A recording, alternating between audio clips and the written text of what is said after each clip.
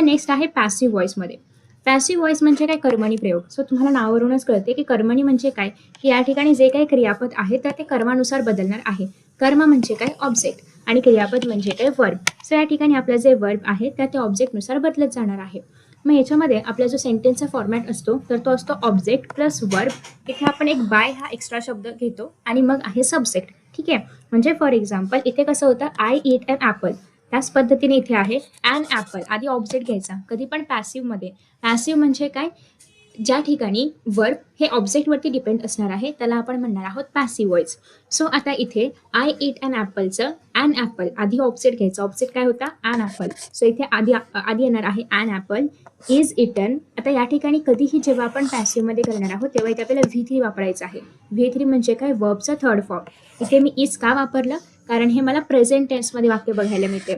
जर हे पास्ट टेन्समध्ये असतं आय एट अन ॲपल तर मग इथे मी वॉज वापरलं असतं. ठीक आहे, सो ज्या कुठल्या टेन्समध्ये हे सेंटेन्स किंवा ॲक्टिव्ह व्हॉइसमधलं सेंटेन्स असणार आहे त्याच टेन्सचं टू बीचं रूप, इज किंवा वॉज हे काय आहे? टू बीची रूप आहे.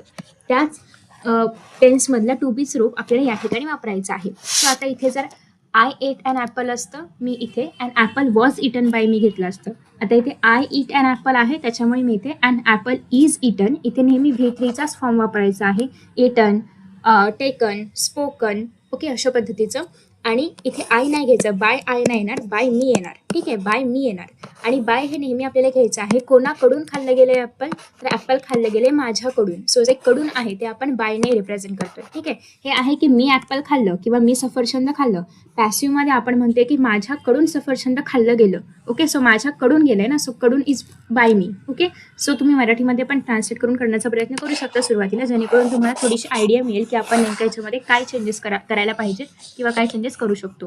ठीक आहे, सो तुम्ही कधी पण जेव्हा सेंटेन्स बदलणार आहात, आता हे जे आहे याचं जर आपल्याला करायचं म्हटलं तर an apple is eaten by him. इथे काय येणार?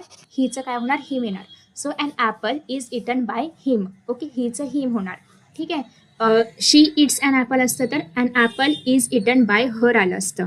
जर ते दे असतं तर दे इट अन ॲपल असतं तर an apple is eaten by them आलं असतं. ओके, सो अशा पद्धतीने तुम्हाला हे बदलायचं आहे.